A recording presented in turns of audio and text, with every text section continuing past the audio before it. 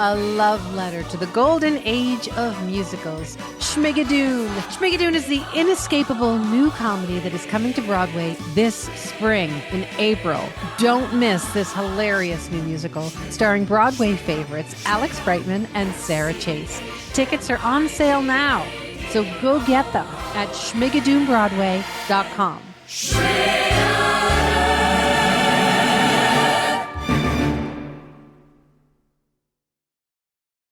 You are listening to Stages Podcast with Marylee Fairbanks and Stephanie J. Block.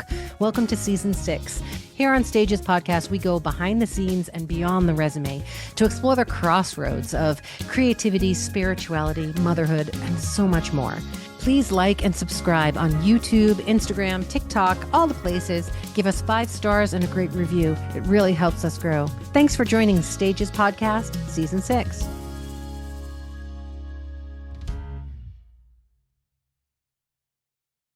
No news. No news. No. Very bad. It is very bad. News bad.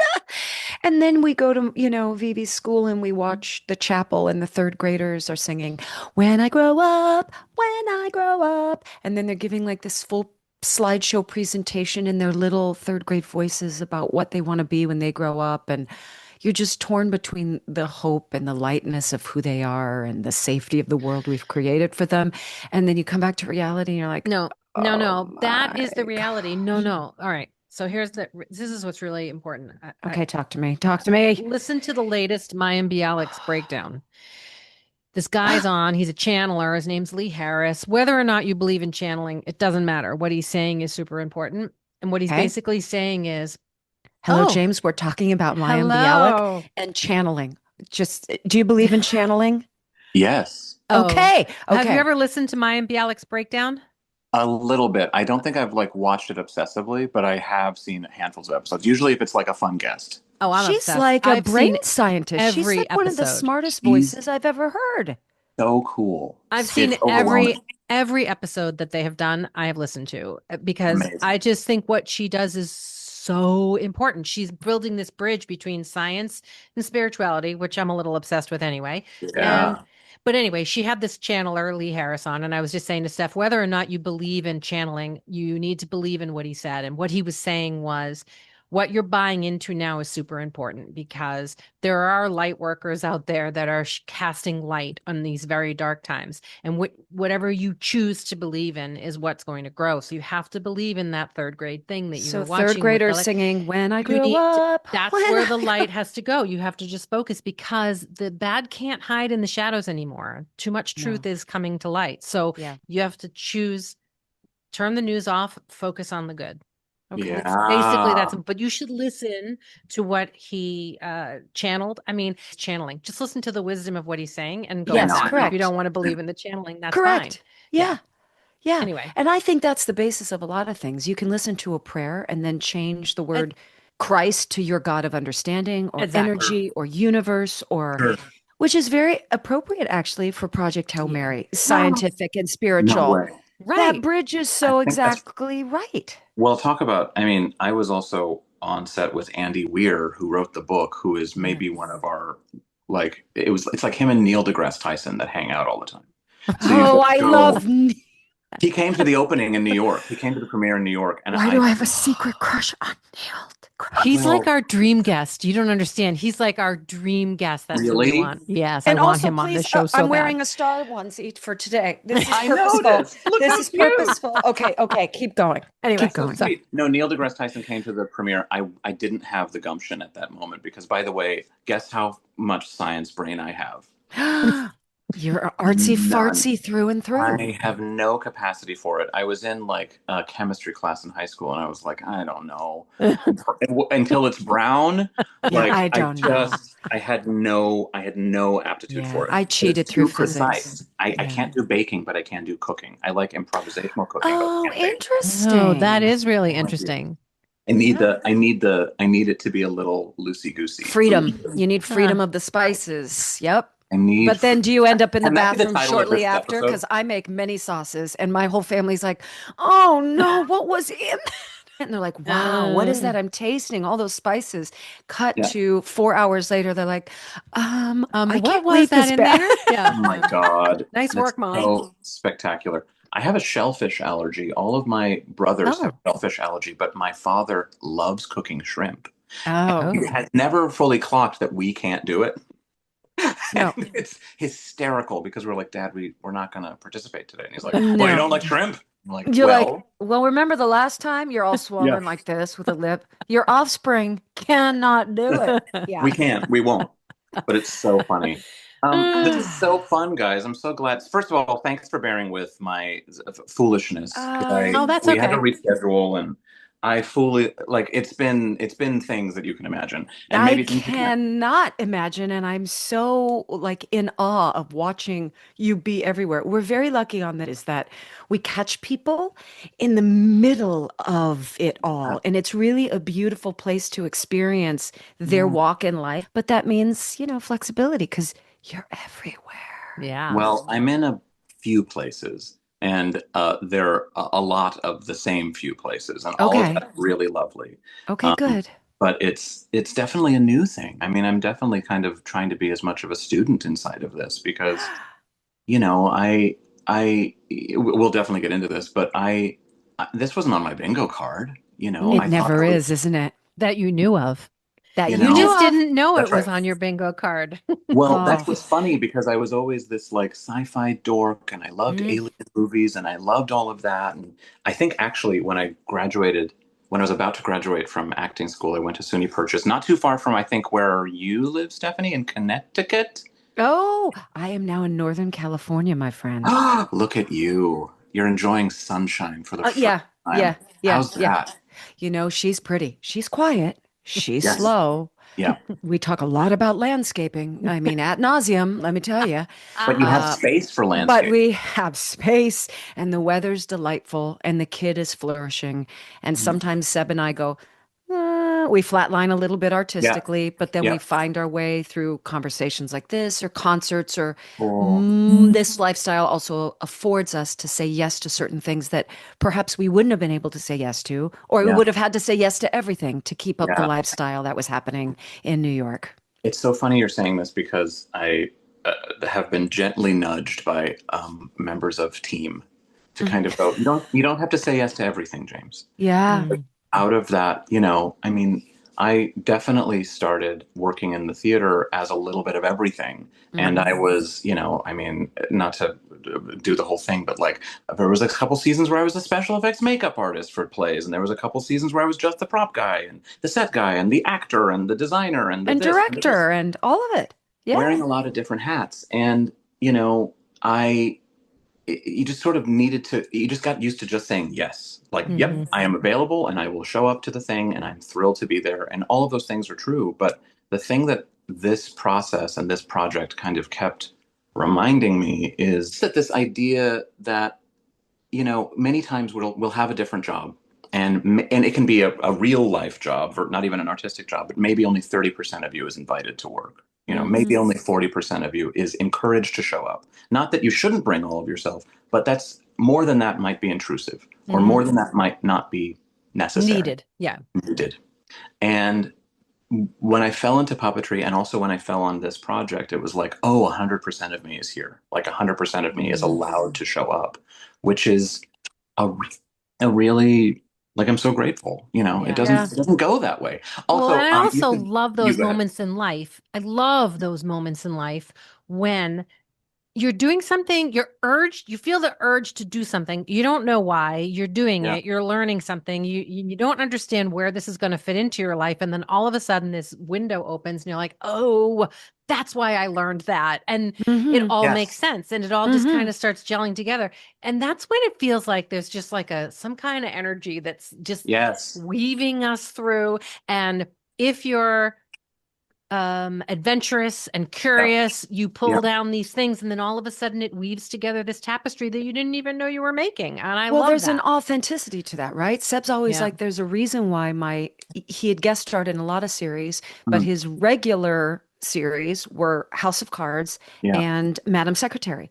He Yes. was a political science major at Williams College. That's So right. that you think, how is that going to equate into the world of art? But Yeah. that authenticity that he brought in that moment, in that room, that Yes. understanding of the language and the text and the world politics of it all Yeah. made them, it satiated something for them to say, oh, yeah, he's not just saying these words. You are not just being Rocky. You have been Rocky for so That's long that now true. you finally have this venue to say, peekaboo, I'm Benny here. I know this character. I know this spirit. Okay, first of all, we have to do your intro, or else this Right. whole Yep. episode is going to be Wonka Doodles. Right. And by the way, I'm so here for Wonka Doodles, if it's not clear. But I love that.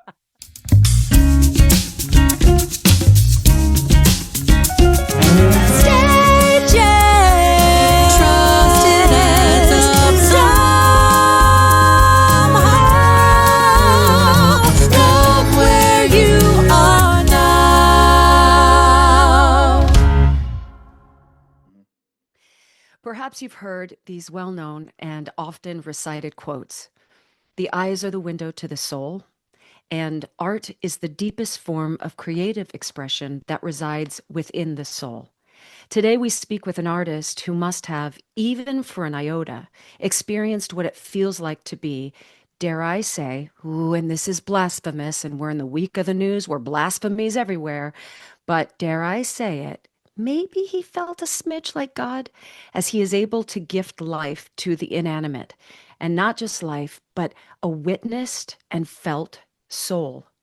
Dinosaurs, Greek gods, larger than life villains, a woodsman, an emaciated cow, a rock that has 5 legs or arms. Nobody really knows, but he'll tell us later.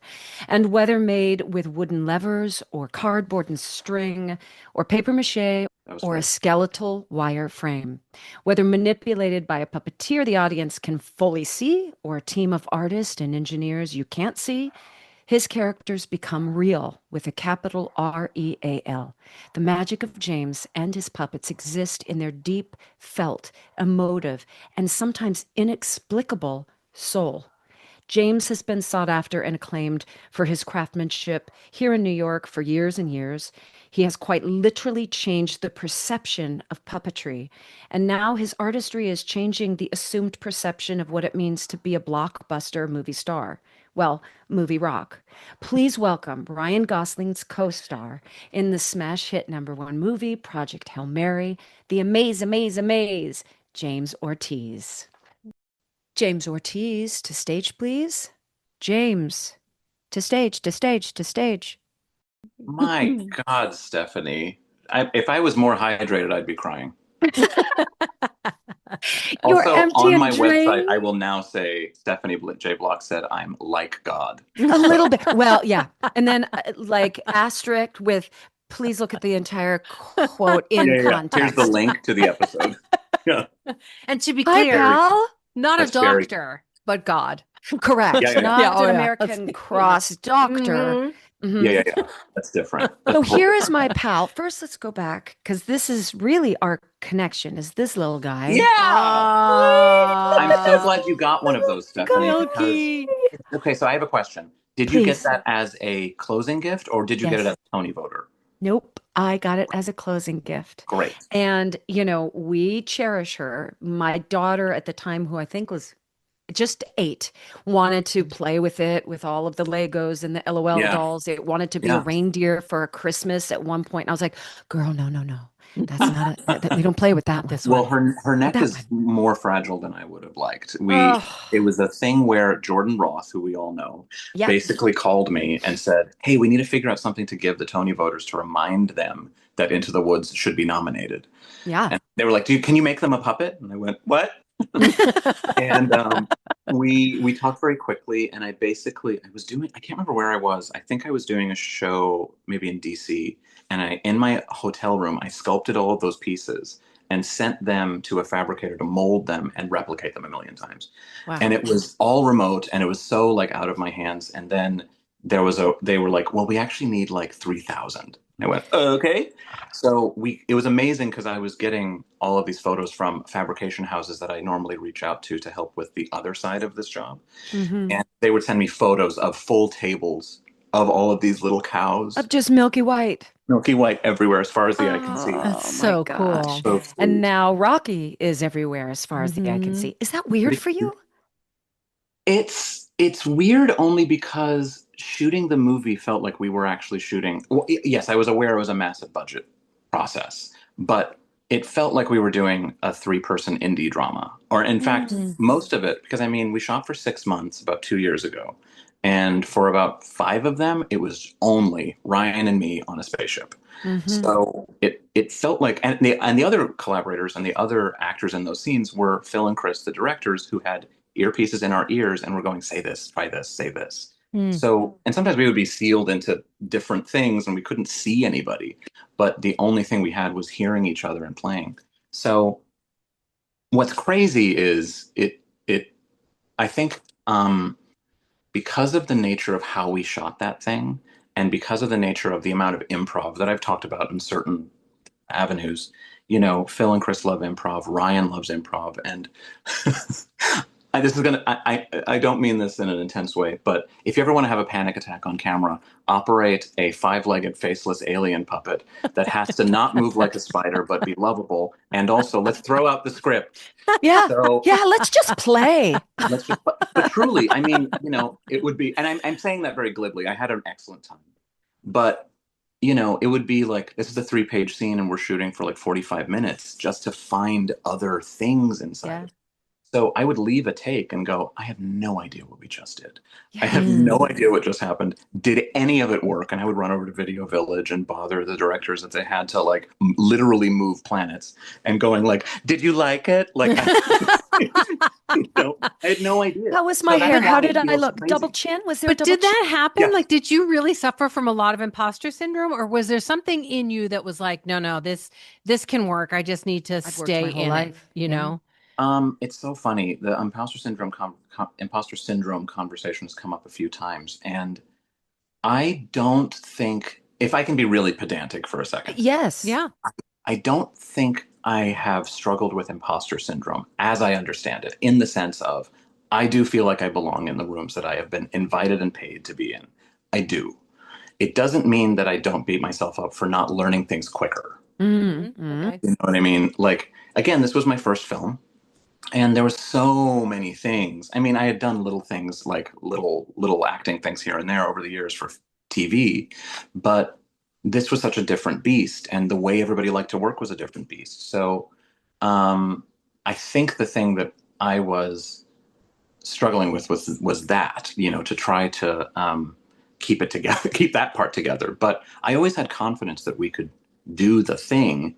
It just meant that all of the other circumstances around, like, and we're going to improvise, just meant that it was going to be, there wasn't going to be the most, um, the best way to put this is like the most solid understanding of like, that's it, we landed it, Mm-hmm. But that's where your theater background completely served you, because you're used to being in those rooms where you're just throwing things out and improving Yeah, and figure things out, and yeah, there's a flow that isn't strict in a theater rehearsal room or in yes, a preview yes, room that yes, And may not I've exist had on a set.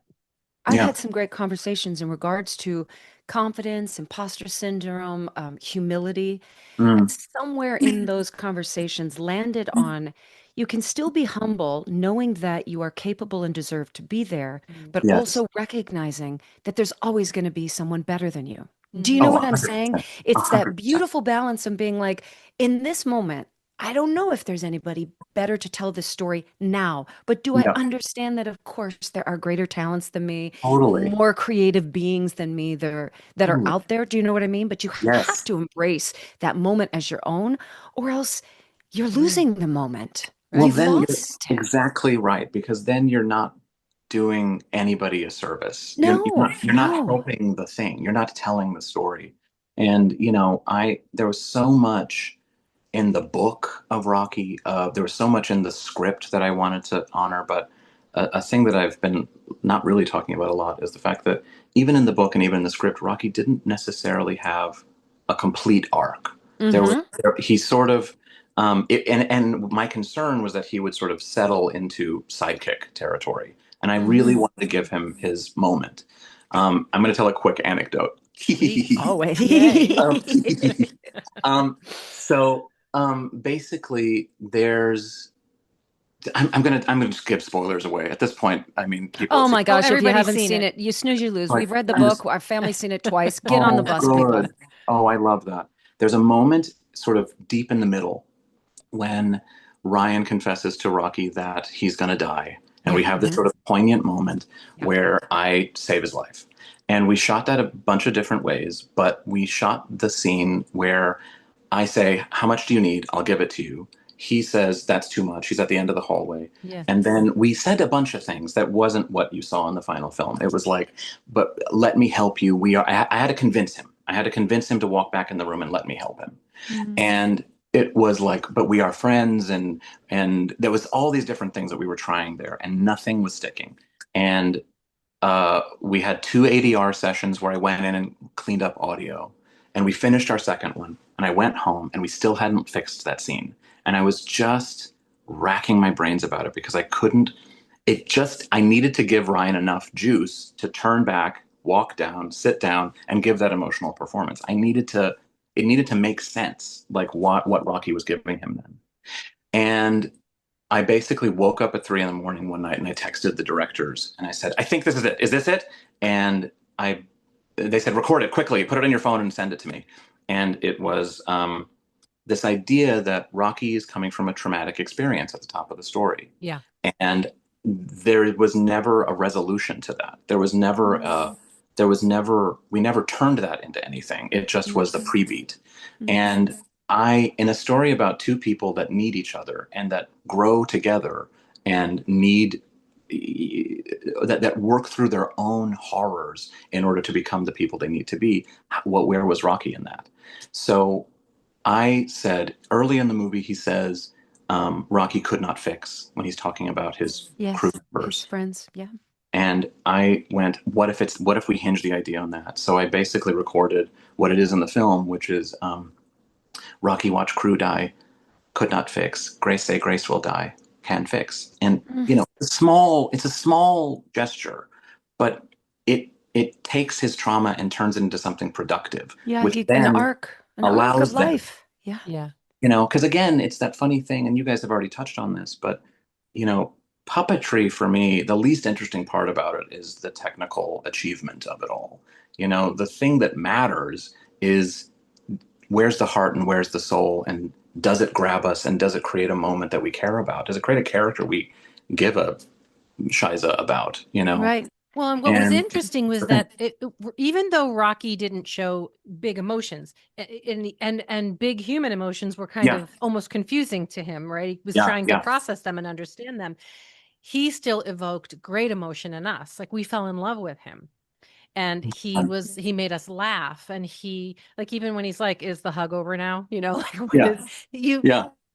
could see that even though they experienced the same trauma because they both lost their crews, that they were processing this both in a different way. And the expanse between those two different ways is what heals us as the audience member.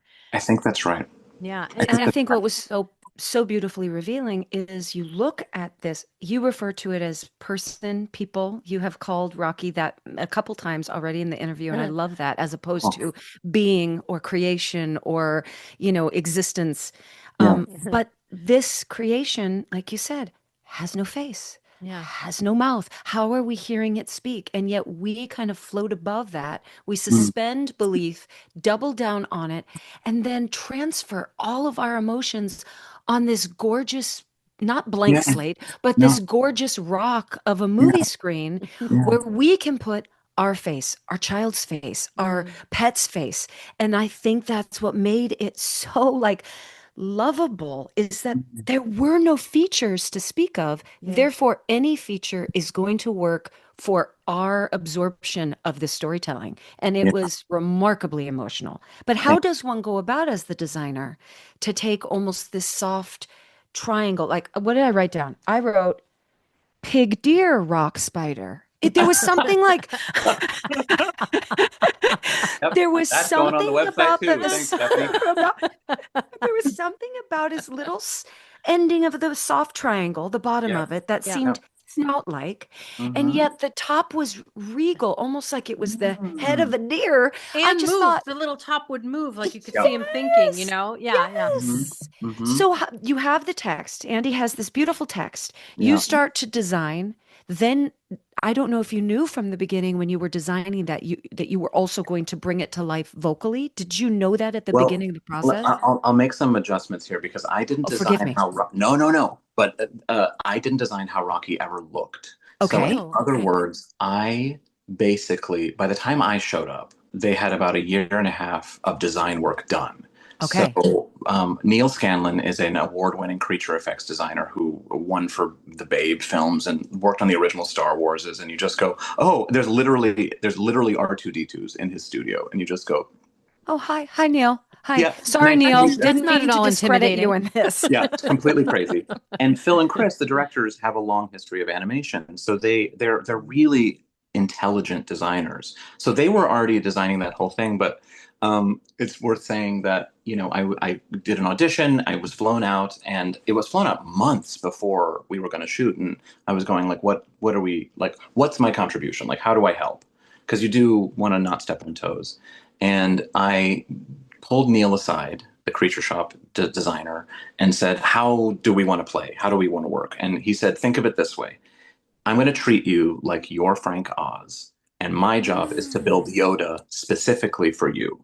So, which is a crazy sentence, and that's going to be a lower back tattoo one day. Yes, please tell me you were loaded with water and hydrated and you could release the emotions Yeah. of that compliment. It was so funny because we shot in London, and there's not a lot of immediate weeping that happens No. in that space. I So was in London when you were in London doing Kiss Me Kate, and everybody was like, was there a Ryan sighting? I was like, no, I haven't seen him. what's funny is I was going to bring that up because I also fell asleep last night listening to several of your episodes because I love your stuff. I You're love nice. all of this. And I also, Marylee, I also listened to your, not TED Talk, but your speech about Valentines. And I thought it was really gorgeous. Oh, And thank I was you. really moved by all of it. Oh, But thank you. so I'm a good student. You But, are an A+ student. Thanks. Okay, But no, Frank Oz, keep going. on the couple days that I had off, which were almost nil, I would see you on posters everywhere, and I would go, "Oh, I have to go see it," and then I didn't because I was tired. Yeah, of course. Good story. Good story. She was great. I heard you're good though. I heard you were great. I saw pictures. Yeah, lots. Sorry about that. Stages podcast will be right back, so don't go away.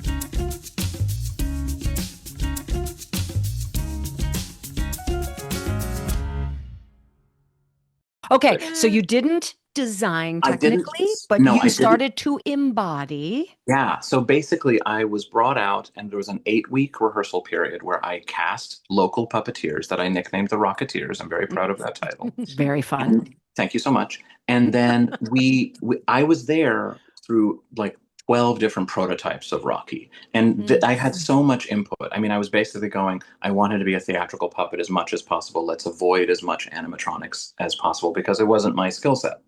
And I mean, truly, like, I would like this shoulder, but not this shoulder to be this kind of a joint. I want this elbow to be like this. I was able to and they gave me that freedom, which they didn't have to do. I was nobody from nowhere. And from that period, we basically created sort of the foundation of how Rocky would behave and inhabit. So you talk about animals. I mean, of course, how do you not do animal work inside of this? You actually have to avoid spiders and crabs because They're a little creepy. they're a little creepy. And Yeah. actually, every time that we would move him sort of stillly, but there's something about sustained slow movement Yeah. that is eerie. It's coming So- for you. Yeah. Yeah. Coming for you. So we were like, it obviously can't be that. And similar moment where I was racking my brain and had an idea at 3 a.m, where I was there during this rehearsal period, and on TikTok, I was just scrolling nonsense. I'm sure I was completely sober, but I was sitting at home. You were still in And- London? Then no, Yes, you were absolutely. not sober. Yeah. I was. But I was at home and I'm watching TikToks, and there was a little baby owl, little puffball, that was standing on the ground where he was just all Yeah. almost molted, and only there are these big eyes. You can't make out any features, and he was standing there, and his little feathers were falling out, so it looked like extra legs on the bottom. Mhm, mhm. And this little bird Oh. was basically going this bird-like Oh. movement that was like, oh, we need to chase birds, actually. I think that's going to be more expressive. But then the funniest Interesting. thing was that, birds aren't meant to walk, they're meant to fly. So this little owl was sort of in the frame and then went, I need to get out of here. Boom, boom, boom, boom, boom, boom, boom, boom, out of the frame. And I went, oh, there's going to be something more valuable about us approaching his five legs from a slightly more chaotic perspective, as opposed to Yeah. perfect. In Yeah. a funny way, it makes him more guileless. And I said a couple times to the other puppeteers, let's approach him as a very cerebral person, in that from the neck down, he has no idea what's going on. So Hmm. it helped all of these little things that kind of brought this character together. And on top of that, it's like storytelling and character and moments, and trying to sort of, do we have enough space inside of this puppet to emote any of that? You know? Yeah. Right, It, right. it wasn't specifically addressed in the movie, but one thing that touched me so deeply in the book, obviously, as a Yeah, musician, is that Rocky communicates through chords, through yeah. Mm. music. The spaceship as well, when you see the film, it's very much about Like a some sort. violin. Yeah, it's like you're walking into a violin, the body of a Yeah, violin. Mm-hmm. yeah. But they talked about, um, Grace going, he doesn't have a mouth. Why am I hearing what Mm, he's hearing? And you dropped in right when we were talking about channeling. yeah. There had to have been some sort of telepathic or channeling going on, right? Because Mm, there's no orifice to Rocky that's giving out noise. yeah. So in your bio, I spoke so heavily about soul, soul, soul. Do you think, looking back now, that it was a communication of consciousness or spiritual sort of understanding rather than scientific Yeah. breaking down? I've Yeah. heard different theories. There was the whale song noise. I Mhm, watched one interview mhm. where they were talking about that and the chords, but I was like, you would still have to have some place where that comes out and reverberates, unless it's strictly coming from The his heart resonators. song. Yeah. Yeah. Yeah. Yeah. I mean, yes, I think so. I mean, also in a process like this, where it's like, trust yourself and run, there is a spiritual thing that I think happens when you just have to go, I I have no idea if this is going to work. Run and Yeah. let's go. Mm-hmm. Yeah. How can you not? But I think, in terms of the communication and the sonicness of that. I mean, fun fact, I was also really, whenever I wasn't puppeteering and it was a close up of Ryan, they put me in a booth that was like 5 feet from the stage, a sound booth, so that I could continue doing the lines with him, and there wouldn't be like clitter clattery sounds of a puppet that ruining the audio. So when I was doing that, uh, I had bought, I went to a folky musician shop in Chelsea, and I was gonna buy a bunch of clay ocarinas because I thought that would be really fun to like on the moments when Rocky isn't speaking my voice. Mm-hmm. And they were all so expensive. So instead, I found a portable didgeridoo, Oh, which wow. Oh, is the yeah. weirdest instrument I've ever seen, but it looks like refrigerator wire. Like Yeah. it goes like that. And by the Yeah. way, it just was the fart horn. It sounded crazy because I don't know how to play a didgeridoo. But it was something that I could use that helped me feel, or helped, in fact, Ryan and the DP and the directors feel like you were interacting with something otherworldly, especially in those Yeah. early scenes when you needed to feel the distance. Um, but uh, yeah, I mean, I was visualizing a lot of the sonicness of it because Rocky is making sound that can reverberate off of his environment so that he can map it, he can see it. Mm. So I kept thinking about like a dot on a radar that goes bloop, bloop, Mm. Oh, yeah, sure. Mm-hmm. Sure. and that kind of became like a way of processing if he clocked information or not, which is such a weird detail to try to manhandle when there's so many other things to worry about. Yeah, but I But think it's those details is what brought Rocky to life. For sure. It's those I kind think of things that so. were so alive in your mind's eye that Yeah. helped us completely immerse in that Rocky Yeah. has a soul and a life and believe in him and love him. Yeah, thanks. I mean, it's only useful if it helps with physical behavior, I found, because that was kind of all I had. All I had Yeah. was the movement to express anything. So, if I had a great idea but I couldn't express it in the puppet, I would leave it in the script. Mm. But yeah, yeah.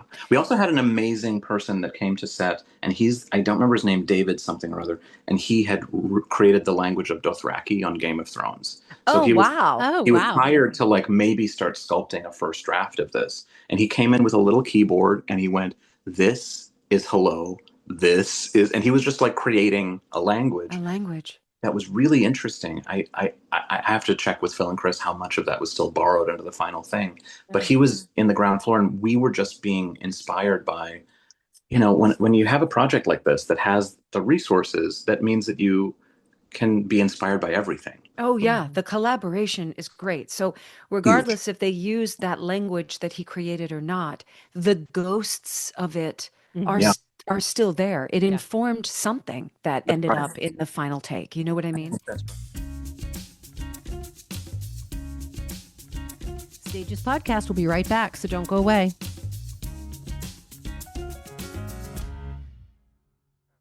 Our world recently lost Sid Croft, and I grew up in an age where, his puppetry was big. Yes, of course. We have Jim Henson. Who were your influences at the Mm, beginning? And then I want to talk to how one falls in love with puppetry, sure. where we see it with eyes and nose and mouth that opens and then gets to this sort of abstract understanding that you are now bringing to life. Oh, that's a big one. I certainly inspirations are myriad. I mean, how can you not talk about Julie Taymor's work Yeah. in Right. theater and lighting?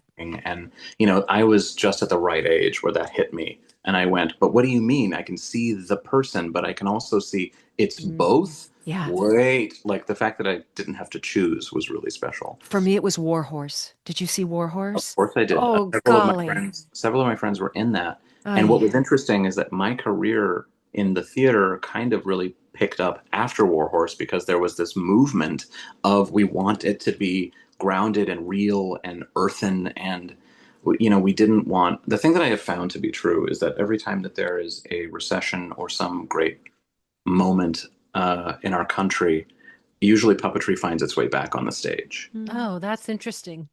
Usually we need it to be tangible again. We need it to be We connected. need to be able to believe in the suspension of disbelief. It's That's like when exactly. it's like I remember when my son was small. Mhm. If I could see he had a rough day or if he didn't, if something was on his mind, I Yeah. would talk to him with a puppet. Would you? Sure. Yeah. Therapists do that sometimes, often. sometimes I would just turn the sheet into a puppet and I'd be like, Yeah. "Oh, Meep." And we called her Meeps. And Meeps is here. And we would just talk to Meeps. And Meeps would ask him questions Yeah. so that it wasn't mom asking questions. It was Yes, Meeps. yes, And he yes. would open up to Meeps, even though it was just a sheet.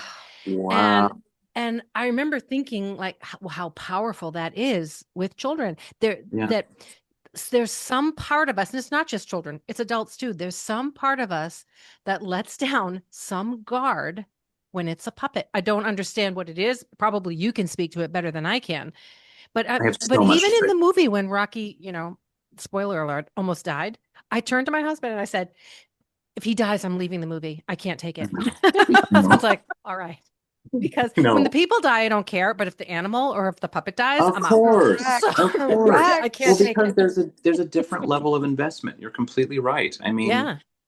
I did the show called The Woodsman 1,000 years ago. It was only 10, but it feels longer.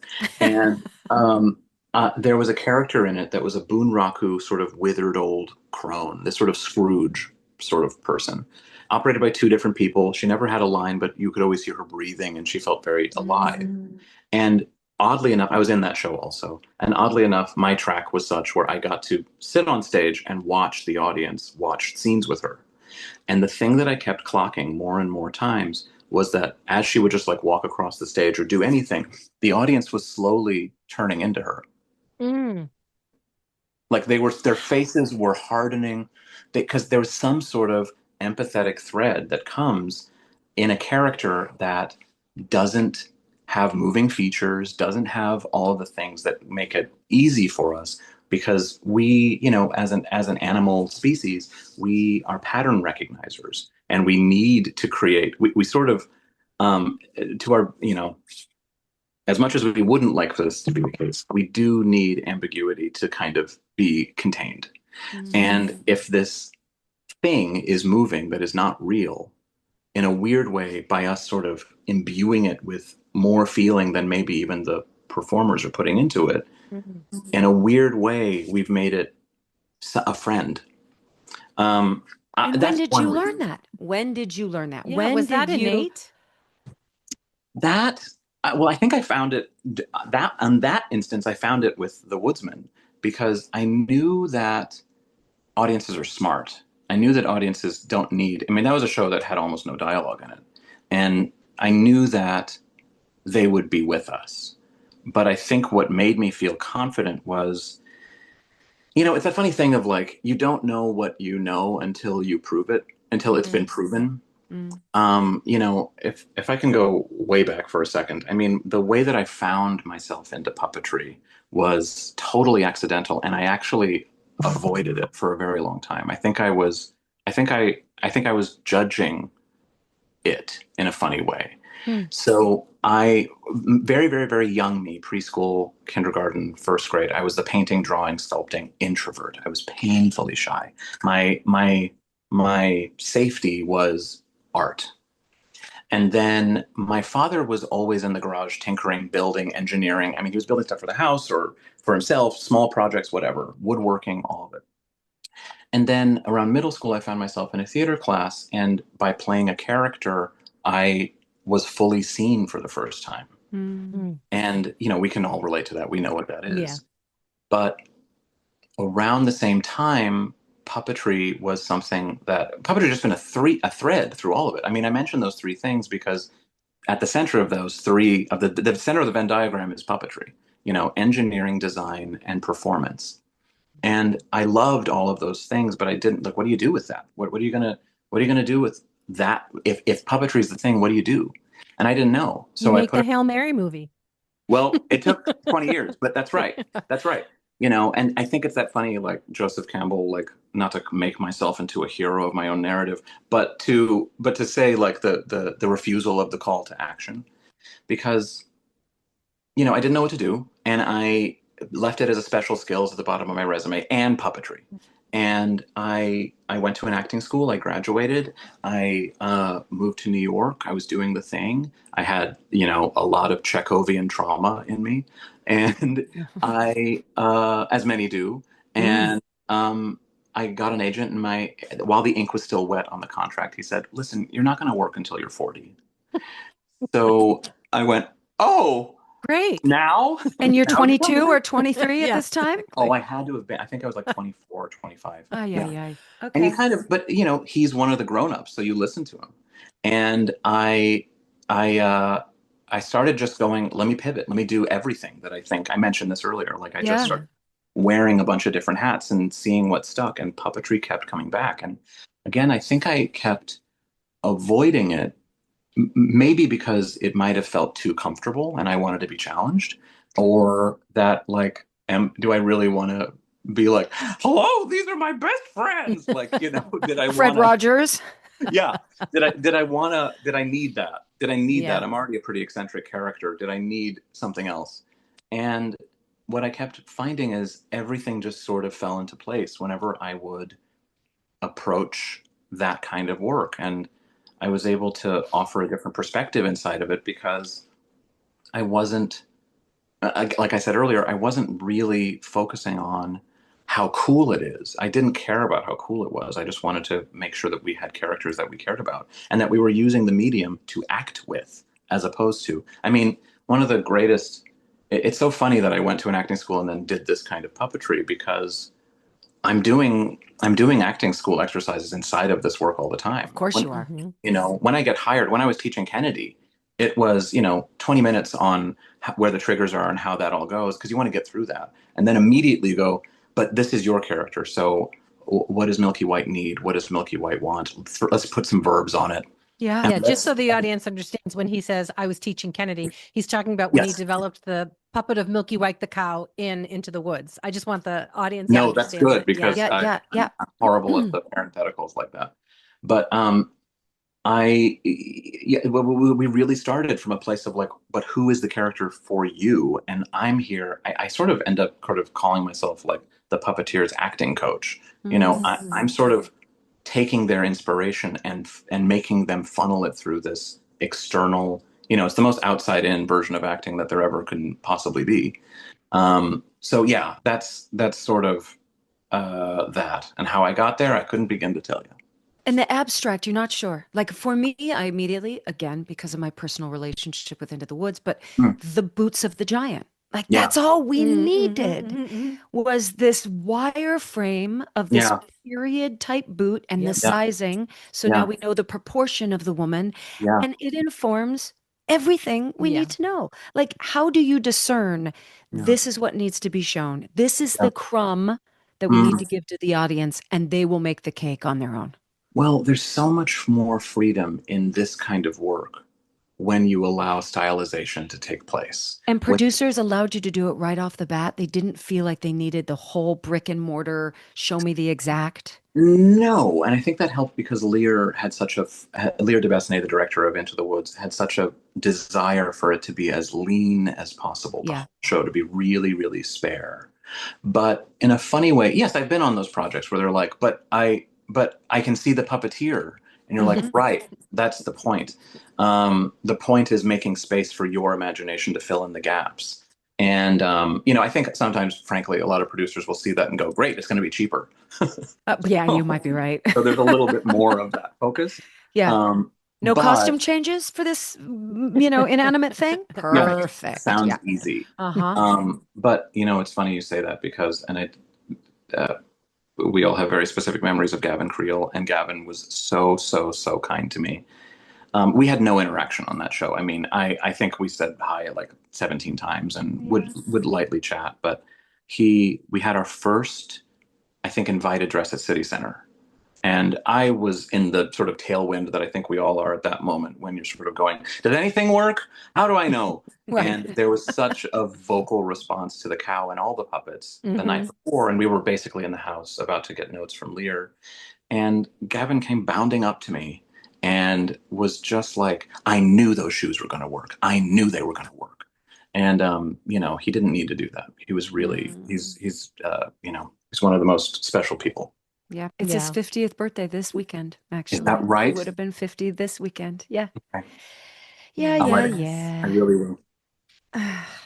So your parents were part of this as well then. You witnessed your father making things, creating things. Yeah. Would he do whimsical creations as well? Or was he very much we got to fix the thing upstairs? That's a great impression. Have you met my father? Oh my God. James, Yes. come Yes. Talk on. about channeling. Wow. Like a Wrench, longshoreman. hammer. Like a longshoreman from Pete's Dragon.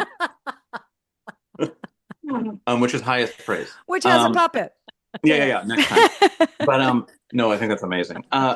What was funny is my father was always building things, and it's been interesting watching. He's retired now, and he's in this mode where he's going, maybe I'm going to start painting. So he's been like sending me these gorgeous acrylic paintings of things. So there was always an interest in art. And, I'm the youngest of three boys, and we're all very different. There's sort of a car head, and then there's a sports person and a business-minded person. And there's like the artist. And, in a weird way, it felt, I was always so supported. I was the youngest little queerest kid in the world who would go, when I grow up, I want to be the Wicked Witch of the West. And When I grow up. That's right. I had a yarn wig and everything running around the house. That But says a lot to me. yeah, if you have more questions, I don't know. No, what we're to- definitely going to talk about the hair. Do you Can't know what wait. I'm saying? It Oh, yeah, is sure. signature to you. So Oh, if you're thank you. young, walking around with the yarn wig, Yeah. this tells me. Oh, there's something. Oh, I think I hadn't put that together before. So thanks for that, Stephanie. This is great therapy. Wow. Who knew? Wednesdays at 2 for me. We're going to get you Also, to cry by the end. Don't worry. Yeah. Okay. I'll start moving some water up.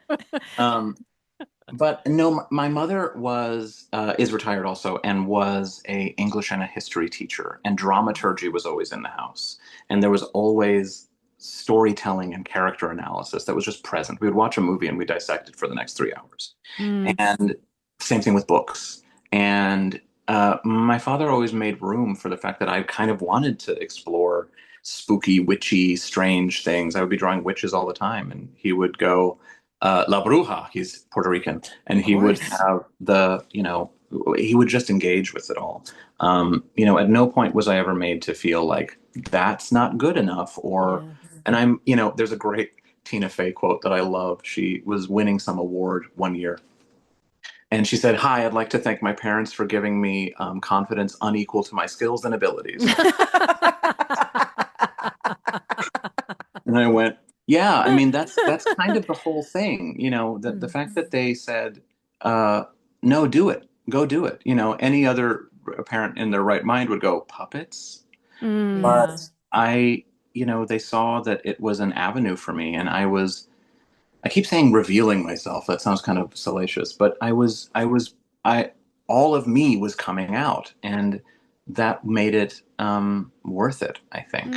Would you Did say that your answer the parents question? were? I'm so far afield from what You know what? We interjected so Yeah, many it doesn't times. matter. It's very unfair. I don't remember Yeah. what the No question idea. was. Remind But me. I want to come back to something. But I'm Great. curious, were your parents kind of fearless in many avenues of their life? Because I think you have to be kind of fearless to encourage your children in that way. Because as a parent, you're afraid like, oh, they're going to get picked on, or they're going to, there's no career there. And like in the house I grew up, it was very much like decisions were made from fear, right? Yeah, So absolutely. it sounds like you grew up in a house where that was not the case. And were they like that all the time with most things? Yes, I mean, it's so funny. I was raised in Texas. I was raised in a suburb of Dallas, and I love it there. The weather is gorgeous and everything's fantastic. But my parents are sort of, and I say this with love, sort of 1970s salty New Yorkers. They met there. They lived there most of their lives, and probably would fall more into the camp of spiritual leaning atheist. Or spiritual, but maybe non-denominational. I'll put it that way. And we were on a block with 7 Christian churches growing up, which that certainly makes you go, maybe we're different. And there's sort of sometimes a power in that, and there's sort of a freedom in that if you're able to accept that. I think the theme of most of my life and my career has been going, well, I could do it that way, or I could let my freak flag fly a little bit more and let me show up. Because, even on this press tour, no one said this aloud, but sometimes there's a sense that like, what if you did it more palatably? And there's that, and listen, you have to play ball and you have to figure out where you want to stand inside of that. But that is the sort of conversation. But my parents are the best. I mean, they of course had their doubts, and they would communicate them to me. Like, is this something that, I went to an acting school for 4 years, spent so much money every year doing Shakespeare and Chekhov and Ibsen and crying and, existential alienation and every acting exercise you could possibly think of.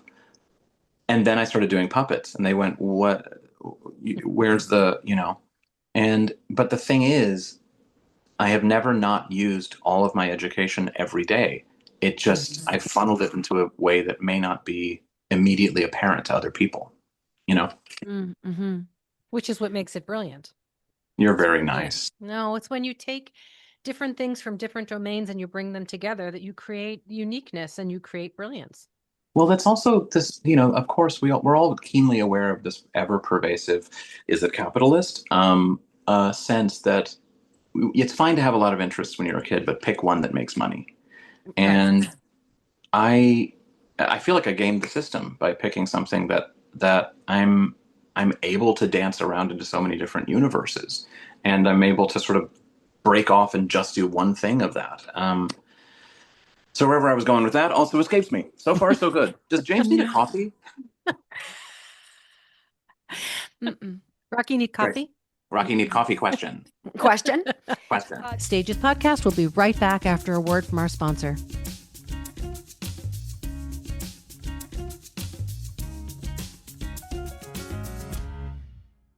Other thing. Oh, I want to harken back to you said I get to be in fifth grade, theater class came into my life, and I felt like I was fully seen.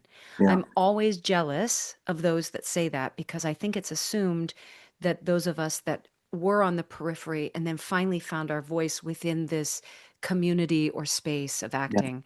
But now that I've done my therapy for so long, I recognized I was actually hiding. The only place I could exist is when I wasn't using it to express myself. I Mm. was using it to disappear Me too. and Mm. just finally be a voice for something. I was a puppet. Yeah. My human person of Yep. Stephanie was Yep. becoming a puppet and a voice for all these Yeah. other characters I was taking on. And it Yeah. wasn't until much later in life, probably in my 40s, that I recognized no, no, no, no. These characters, it's a balance between being a translator and a vessel for them, but really exposing Yeah. who I am. These are moments where I get to truly Yes. feel my authentic pain or be my strangest self or fill in Yes. the blank. It Yes. seems to me that if you had that freedom at such an early age, whether it is your gorgeous yet moving and has a life of its own hair, or Mm. the thousand pairs of glasses you wear that have different colors that match. Do you know what I'm saying? Yeah. These don't seem to be costumes for or to you. They seem to be an extension of who you are. Yeah. So, Yeah. speaking about your parents and the environment that they allowed you to not just uh, be, but celebrate you and Yeah. thrive. Yeah. Do you always have this sort of eccentric part of you, and that was an expression of who you are? It never felt like a, okay, I'm going to Mm. be. Mm. Do you know what Yeah, I I it's not mean? a mean, costume. it's It's comes from you. It's not, it's enhancing well, the parts of you. it is Question? interesting. Question. Question. Question? Actually, Question. and also for the fans that are really noticing, we built in a thing that Rocky always goes every time he says question because he needs Oh, the answer now. So if you see it another time, you'll see that he's always one of his legs is always stamping. Oh, so yeah, yeah. he's a little petulant. He's Now, I there. need the answer now. That's right. There's a lot of younger me inside of him. There's a lot. There's a lot of like, but there's a wrong way, right? Yeah.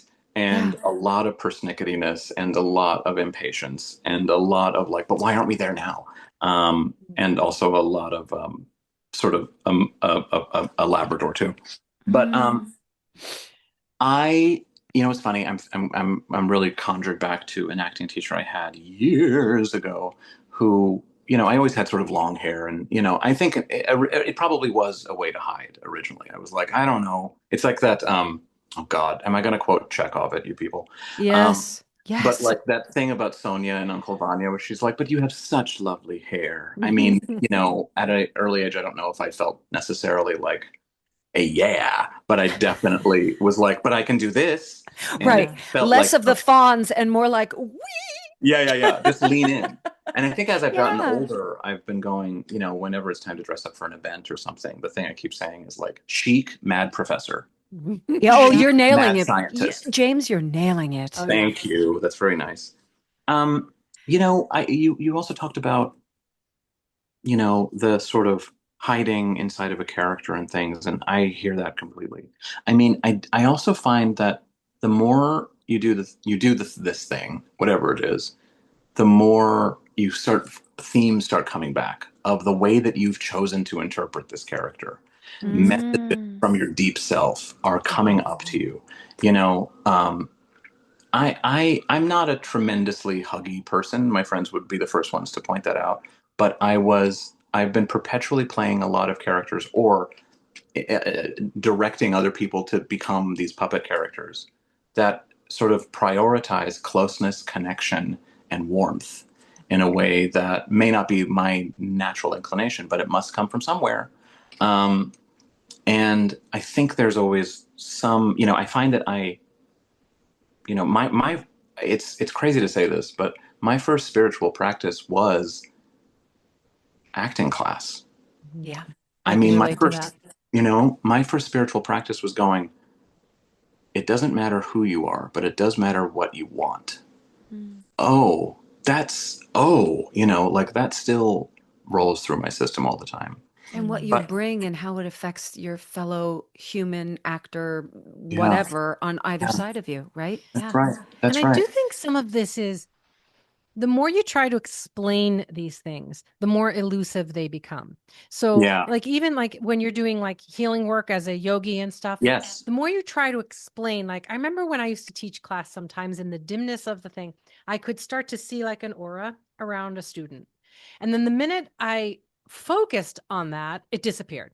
Where if I Mm. hadn't Mhm. focused and I just would have allowed it, it could have taken me to a different place where then it would have expanded. And Yeah. this is the like the acting thing and the spiritual thing. The more sort of navel gazy we become about it, the more Yeah. elusive and hard to explain it all really is. But when you Yes. find that pivot point on the seesaw and you Yeah. just allow for the movement and the flow Yes. of it, that pivot point starts to expand for you Yep. in Yes. a way that is hard to put words to, but Yep. is no less real. They say life becomes clearer if you walk through it with a soft gaze. Yeah, I think that's right. Because it's not just the minutia and as a trust me, as a Virgo, as a whole Yeah. host of list of things, I can Yeah. really, really concentrate so much energy on the small. But when you Yes. open it up and there's that sort of soft gaze and understanding, the the picture itself may be slightly unclear, Yeah.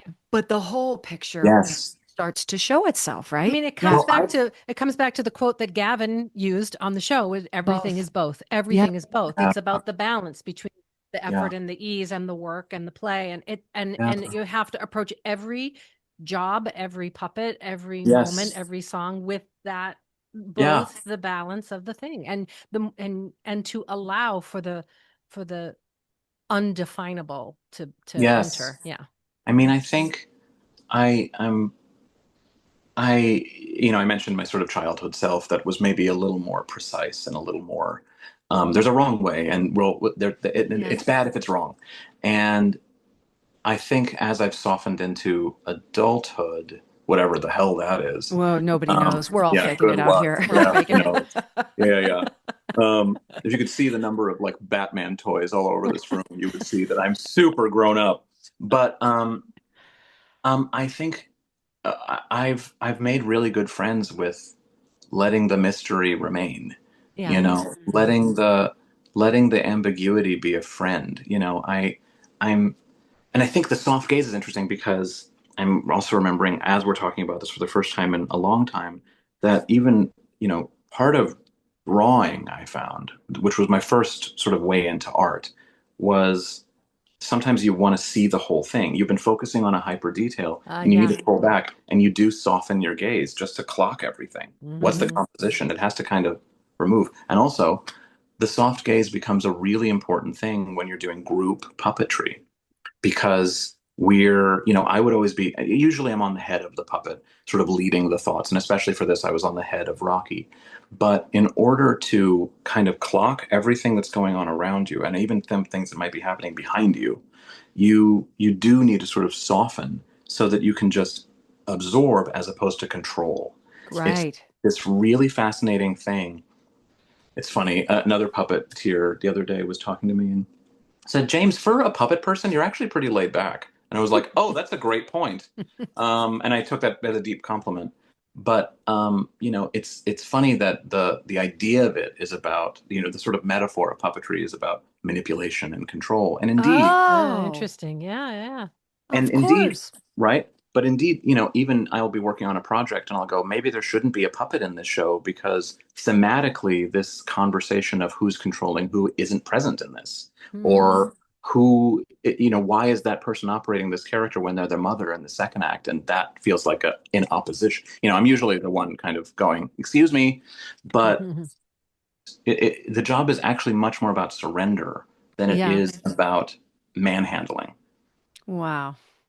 How well did you know the other four? There were four more puppeteers, right? How well did you There know them? Were you guys already a team? So there was a shorthand? No.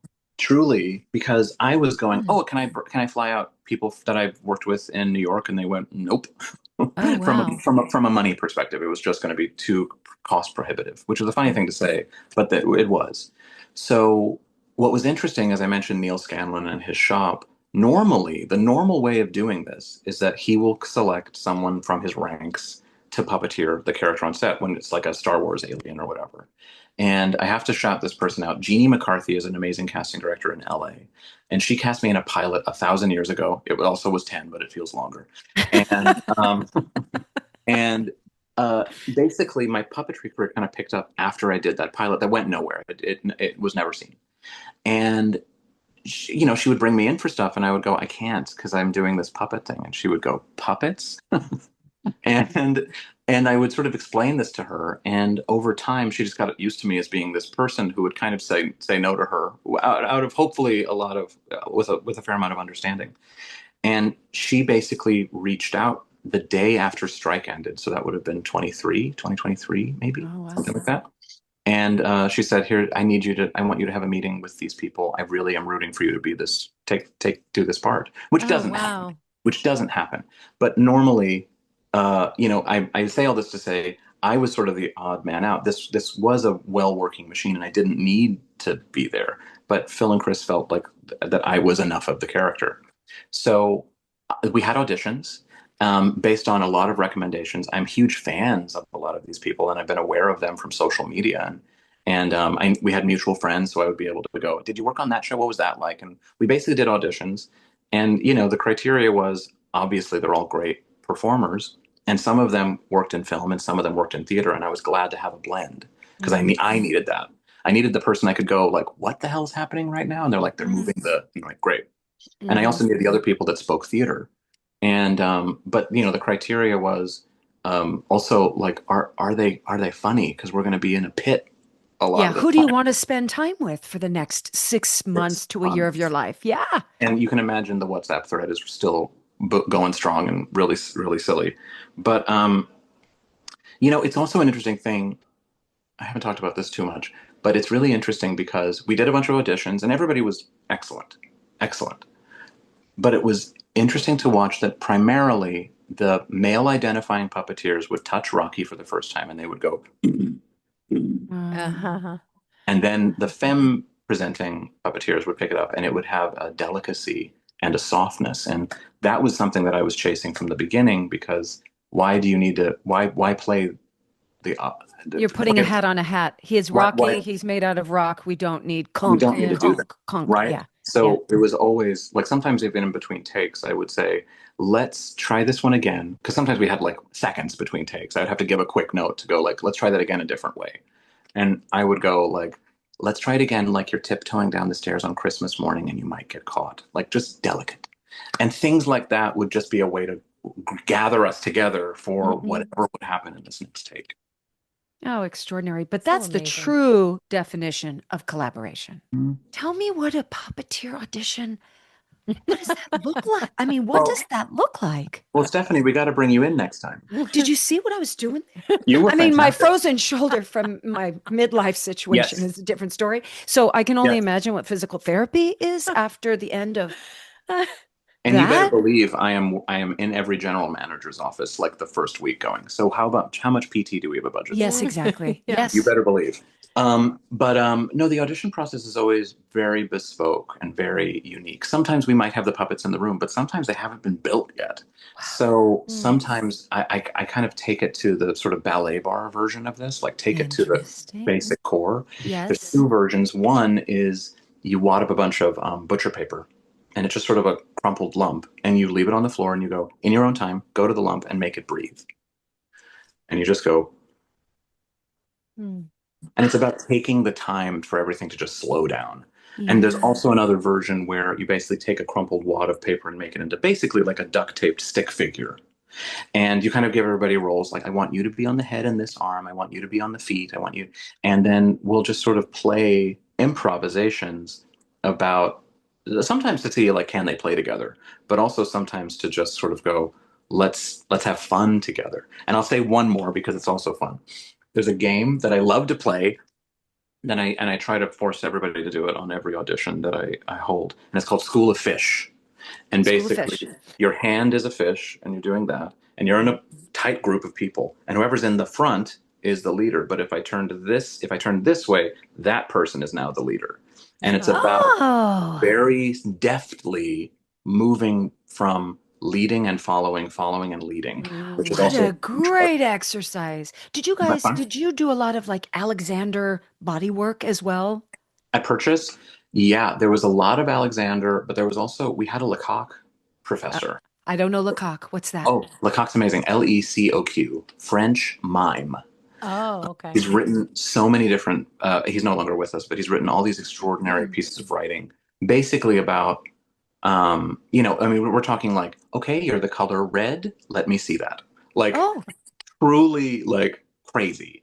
But how can you? There's also a great exercise, the great part of the training that's called Journey of the Neutral Mask, where you basically wear a mask that has no features on it other than eyes and yes. nose to breathe, Yeah. similar to Rocky. Yeah, like Yes. Rocky. Yeah. You basically are given a circumstance and you have to show where you are based on how you stand.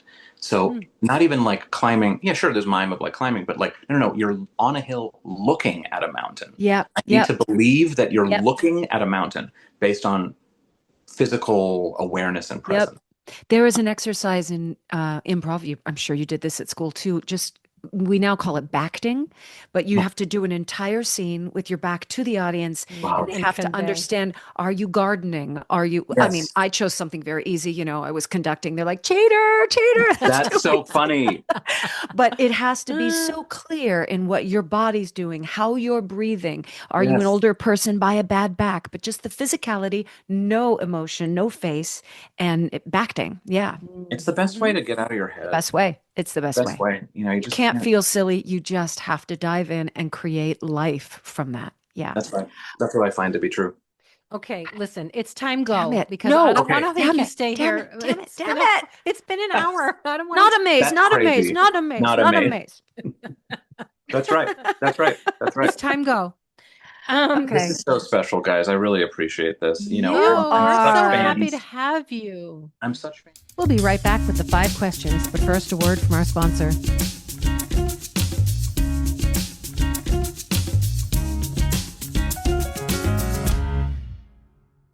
Favorite If- sandwich. No. Yeah. Favorite sandwich. Gotta Favorite know. sandwich. Mm. It's ham, lettuce, tomato, cheddar on a wheat with a thin smear of mayo. There you Oh, go. interesting. Yep. No mustard. Okay.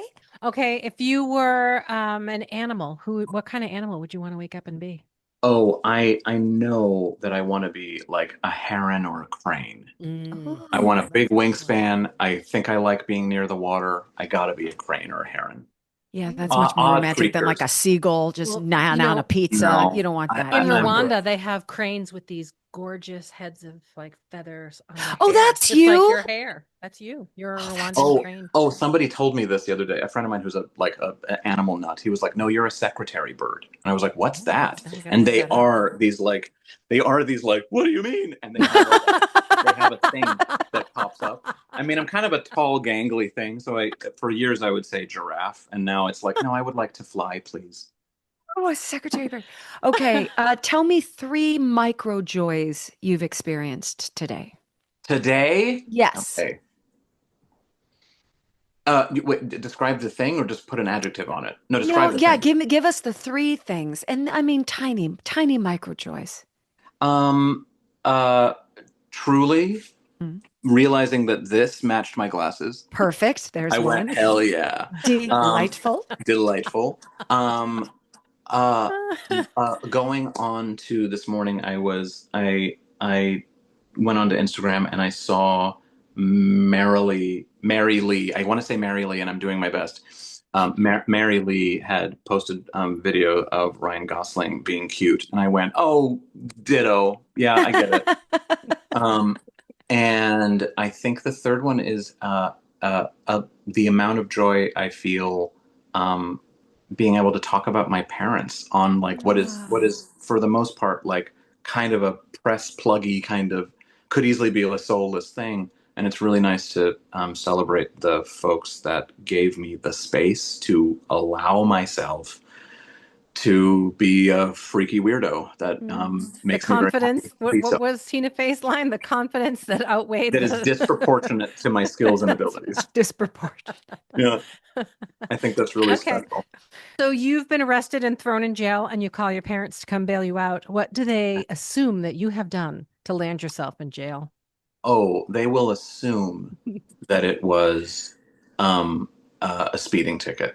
They will assume it will. Oh, Oh my God. And I haven't driven in years. I used to drive in college and then I got rid of the car because I live in New York and I don't want that. I don't need it. right. But my God, I was always, it wasn't that I was late. It was that I just wanted to get there.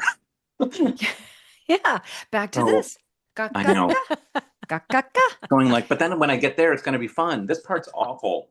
Yeah. So yeah, the journey. Last question. If you're a nail polish color, what's the color and what's the cheeky little name of your nail polish color?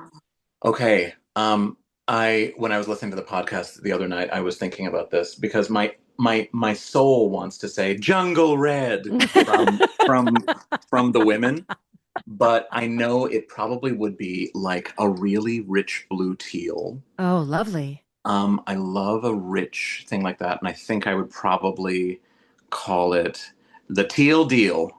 Oh, Okay, that's a cute that's one. cute. The teal deal. Yeah, I Oh, think that's man. probably it.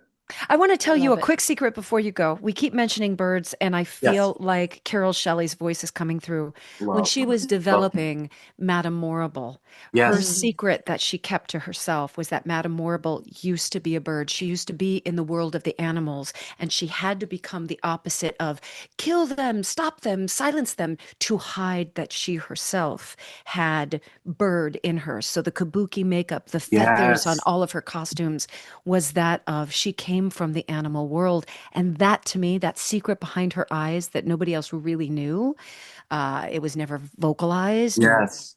translated in the text, just made her performance like all the more extraordinary with that Yeah. And secret. That's that so and neat. that receding hairline throughout Perfect, the course right? of the show, you just Oh, go, "Oh, she's the bad guy. Oh, yeah, she's the bad guy."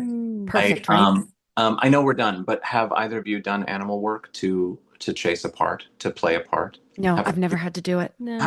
I think you would have the most fun, Stephanie. But you're also what if I can give you your flowers, I know we're done.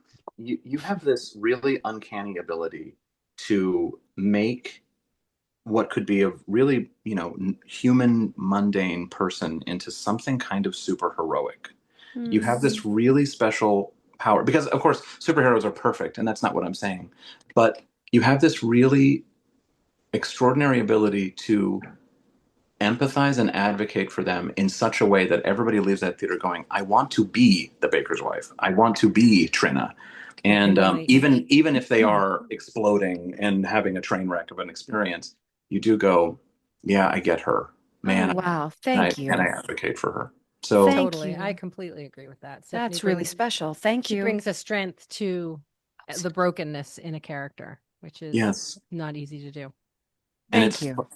I mean it. It's funny because someone was asking me this the other day. How do you find your way into a character? And I was realizing I usually start with all of their flaws, which is a crazy thing to say, but I do go like they're a little controlling. They're probably pretty more aggressive than they need to be. Like all of those things, which then turns into the empathy.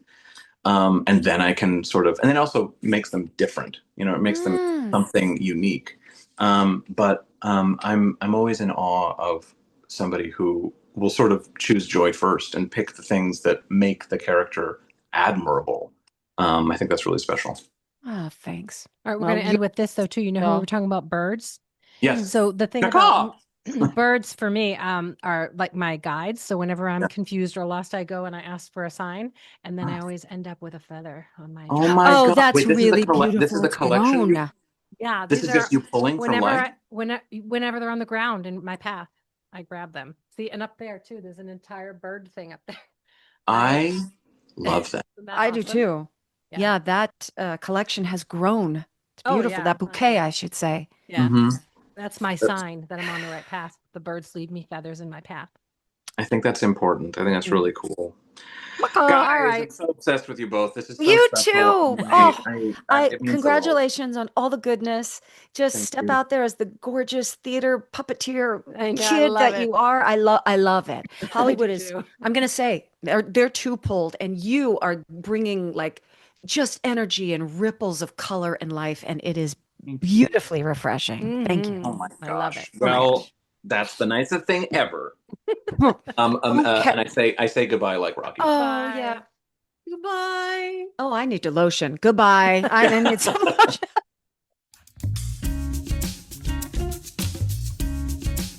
Now, what struck a chord with us?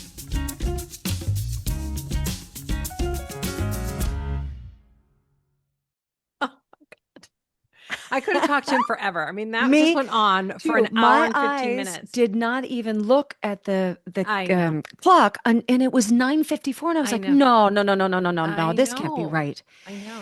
He's so, again, one thing I fall in love with people immediately is the person that you meet in the first 5 minutes of meeting them. If they can keep, if that is their true self and they stay that way, that beautiful consistency, doesn't mean they don't grow, doesn't mean they don't show you different facets of who they are. Yeah. But through success, through years, through all, if you can remain that person, Yeah. I'm madly in love with you. You And know, we went to a thing on Monday night with Michael Goddard, who was one uh, of our guests in the very first yeah, season, and he invited me to this fundraiser. And at the fundraiser, he introduced me to a woman who was his date for the junior prom. And come they're on. still friends. And we sat together. And by the end of the night, we were like, oh my God, you're my new bestie. We're besties. So I turned to Michael Goddard and I was like, why have you never introduced us? And he's like, what do you think? I'm an idiot. I'm going to put the two of you together in Right. a room and I'm going to be out. And I Excluded. was like, you're totally out. I love her. She loves me.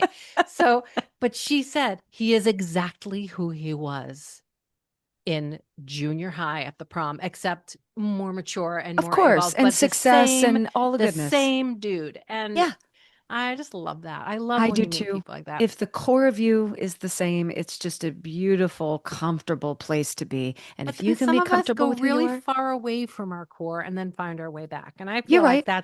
I feel like that's how I am. I feel like I had these core things that always were kind of who I am, like this weird animal lover, this weird nature girl, and then I get far away from that due to whatever trauma, bad choices, circumstance. And then you find your way back to those things and you feel like you've rediscovered parts of yourself. And I think that happens a lot Mm, with women because we get probably, lost in motherhood and absorbed probably. into other things. And then we come back to ourselves in our 50s.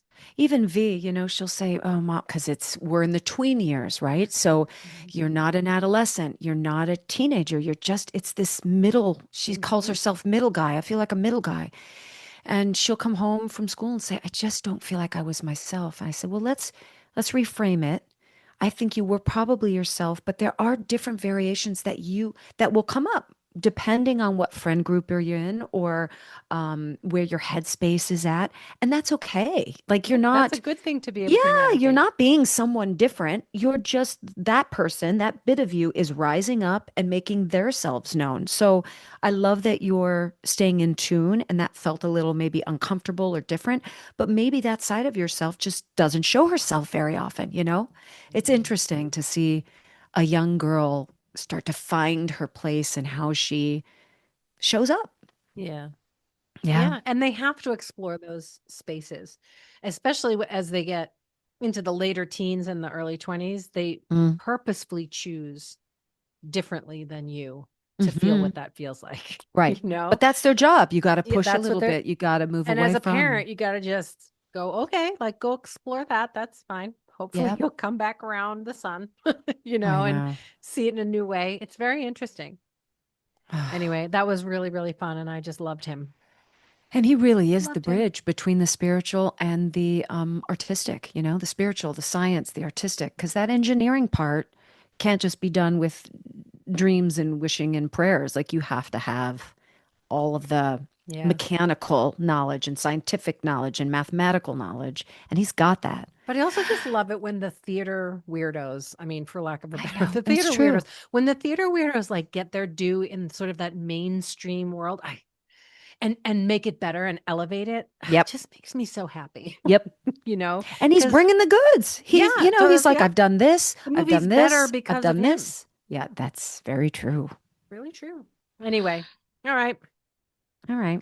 Guess what happens on Monday? Of course, this will already happen after we air, but we open Schmigadoon Oh, on Monday. corn pudding. Yes. Oh my gosh. Joy. This It's is the just pure joy joy. we need. I am Mhm. telling you to be healed, to just disappear for 2.5 hours, to see the color and the light and the goodness and the silliness. It Goes is an back to what we added, were talking about at the beginning. Choose the light, yeah, choose yeah. the bright. You do have to make a choice, don't you? Yeah. Yeah. Yep.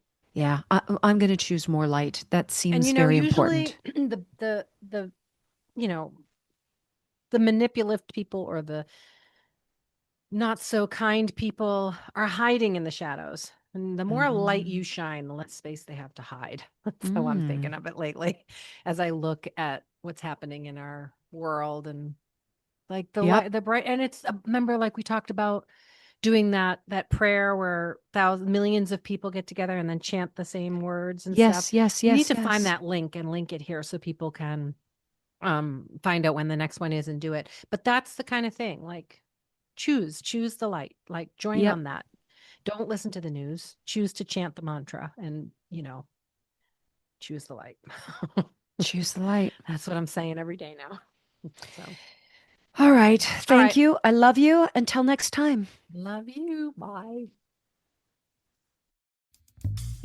Stages podcast is produced by Marylee Fairbanks and Stephanie J. Block. You can find us wherever you listen to your podcasts. Join us on social media pages or sign up for the mailing list at stagespodcast.net. That is also where you will find Stages swag. If you enjoyed this podcast, please share and rate and review the show. It really helps us grow. Big thank you to Noah Kaiserman and Garrett Healy for the original music, and Allison Arns, who has been with us since day one. See you soon.